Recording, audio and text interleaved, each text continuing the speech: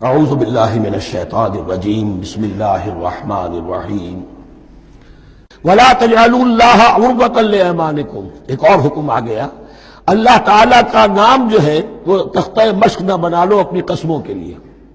قسم کھا بیٹھا، میں تو اللہ کی قسم کھا بیٹھا ہوں، اب یہ قسم کھا بیٹھا اس لیے میں یہ کام نہیں کر سکتا، چاہے وہ نیکی کا کام تھا۔ کسی وقت غصے میں آدمی آ کر قسم کھا بیٹھتا ہے۔ حضرت ابوبکر صدیق نے بھی قسم کھا لی تھی۔ مستح ان کا ایک ایسا تھا مسلمان غریب جس کی وہ مدد کیا کرتے تھے، لیکن مستح بھی جب حضرت عائشہ پر تہمت میں ملوث ہو گیا تو حضرت ابوبکر نے قسم کھا لی کہ یہ بدبخت جس کی میں سرپرستی کرتا رہا یہ بھی میری بیٹی پر تہمت لگانے میں شامل ہو گیا، اب میں اس کی کبھی مدد نہیں کروں گا۔ یہ سورہ نور میں آئے گا، ان سے کہا گیا نہیں ایسا نہ کرو، تم اپنے نیکی کے دروازے کو کیوں بند کرتے ہو؟ قسم کھا لی، قسم کو کھول دو، کفارہ دو۔ وَلَا تَجْعَلُوا اللَّهَ عُرْضَةً لِأَيْمَانِكُمْ أَن تَبَرُّوا وَتَتَّقُوا، نیکی کا کام کرنے سے، تقویٰ کے کام سے رکنے کے لیے قسم کھا لینا۔ وَتُصْلِحُوا بَيْنَ النَّاسِ، اور اس سے کہ لوگوں کے مابین مصالحت کرو۔ اب آپ نے کسی دو بھائیوں کے درمیان جھگڑا تھا، مصالحت کی کوشش کی، آپ کی بات نہیں مانی گئی، اب اللہ کی قسم ہے صاحب اب میں آپ کے معاملے میں دخل نہیں دوں گا، اب میں تو قسم کھا بیٹھا۔ نہیں بھائی، اصلاح بین الناس جو ہے، اصلاح ذات البین، یہ کرتے رہو، اور ایسی قسم کھائی ہے اس کا کفارہ دے دو۔ واللہ سمیع علیم، اور اللہ تعالیٰ سننے والا اور جاننے والا ہے۔ لا یؤاخذکم اللہ باللغو فی ایمانکم، اللہ تعالیٰ مؤاخذہ نہیں کرے گا تم سے جو تم بغیر مقصد کے، بغیر عزم اور ارادے کے قسم کھا بیٹھتے ہو۔ یہ عربوں کا رواج ہے، واللہ باللہ کے بغیر ان کا کوئی جملہ شروع ہی نہیں ہوتا، تو یہ در حقیقت قسم کھانے کا ان کی اس وقت نیت نہیں ہوتی، بلکہ یہ ان کا ایک جس کو ہم کہتے ہیں تکیہ کلام ہے، ان کا ایک اسلوب ہے گفتگو کا، واللہ باللہ، تو اس پر مؤاخذہ نہیں ہے۔ وَلَٰكِن يُؤَاخِذُكُم بِمَا كَسَبَتْ قُلُوبُكُم، ہاں جو تم نے ارادہ کر کے، تمہارے دلی ارادے کے ساتھ جو تم نے قسم کھائی ہے، پھر اس پر مؤاخذہ ہوگا، اسے توڑو گے، اس کا ایک کفارہ ہے، وہ بعد میں آئے گا۔ وہ کفارہ جو ہے وہ پھر سورہ مائدہ کے اندر آ جائے گا۔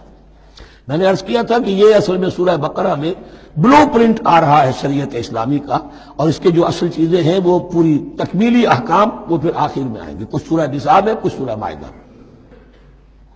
واللہ غفور حلیم، اللہ غفور ہے، بخشنے والا ہے اور حلیم ہے، فوراً نہیں پکڑتا، فوراً سزا نہیں دیتا، مہلت دیتا ہے کہ اصلاح کر لو۔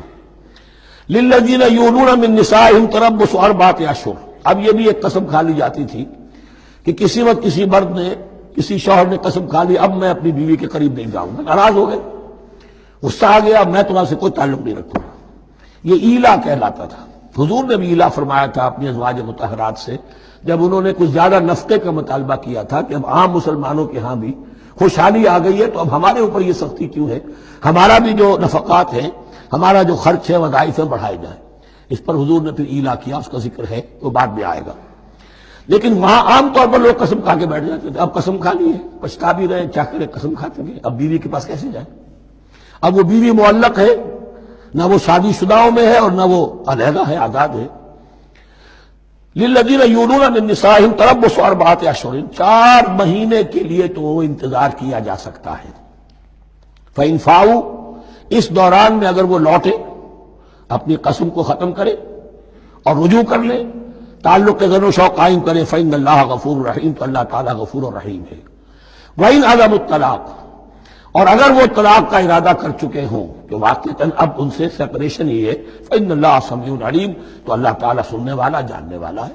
یعنی یہ کہ 4 مہینے سے زیادہ معلق نہ رکھو کسی کو، یا ادھر یا ادھر، یا فیصلہ کرو اور اسے فارغ کرو، اور یا پھر یہ کہ اپنی وہ قسم ختم کرو اور اس کا جو بھی کفارہ ہے وہ ادا کرو۔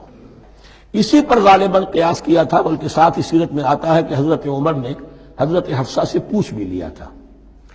حالانکہ دیکھیے کہ باپ اور بیٹی کا معاملہ ہو رہا ہے، اور باپ بیٹی سے سوال کر رہا ہے، دین کے معاملے میں حیا اور شرم کی بات نہیں ہوتی۔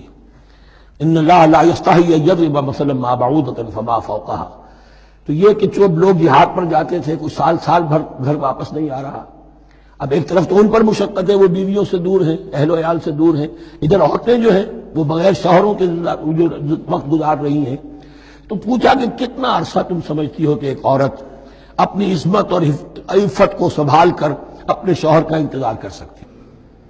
تو حضرت حفصہ نے کہا 4 ماہ۔ اب میں سمجھتا ہوں شاید انہوں نے اسی پر کہا ہو کہ یہ معلق رکھنے کا حکم بھی قرآن مجید میں جو ہے زیادہ سے زیادہ اس کی مہلت 4 مہینے ہے۔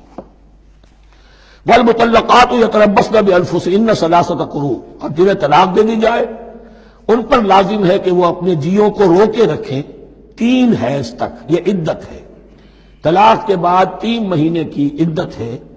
اس عدت میں یا تو شوہر رجوع کر لے گا اگر 1 یا 2 طلاقیں ہیں، تیسری طلاق ہو گئی تو رجوع کا حق نہیں ہے، وہ بعد میں بات آ جائے گی، اور اسی میں چاہے تو اس کے بعد جب مدت ختم ہو جائے گی تو پھر اب شوہر کا حق ختم ہو جائے گا، اب وہ آزاد ہوگی، لیکن اس مدت کے اندر وہ دوسری شادی نہیں کر سکتی۔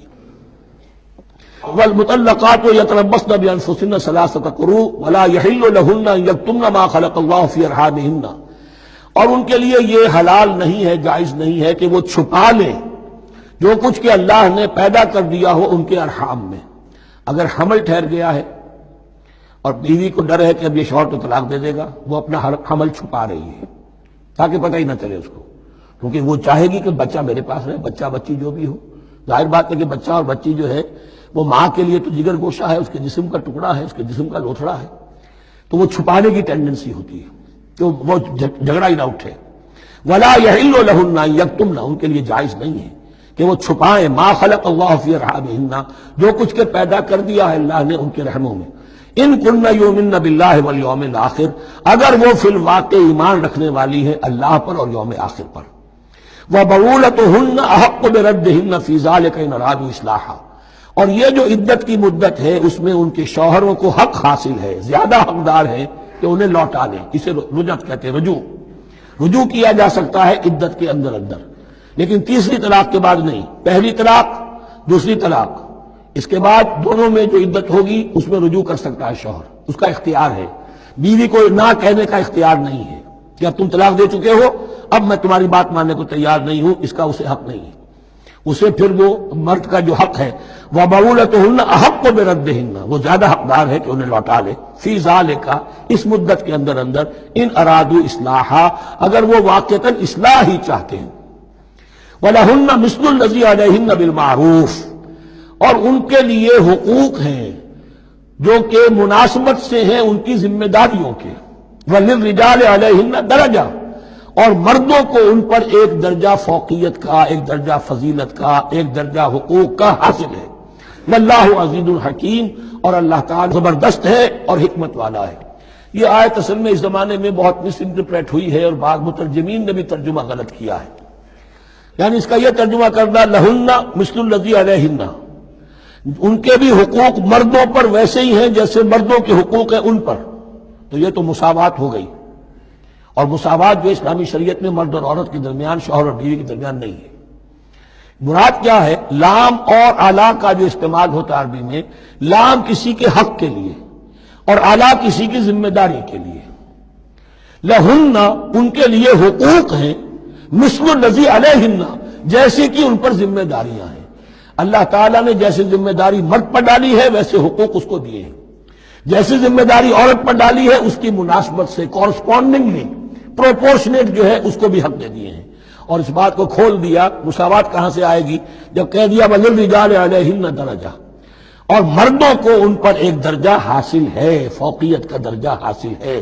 واللہ عزیز الحکیم، اب یہ تمہیں پسند ہو تب بھی اور ناپسند ہو تب بھی اللہ تعالی عزیز ہے، حکیم ہے، وہ سب کچھ جاننے والا ہے، اور وہ زبردست ہے، جو چاہے حکم دے، اور حکیم ہے، حکمت والا ہے، اس کا حکم حکمت پر مبنی ہے۔ صدق اللہ العظیم۔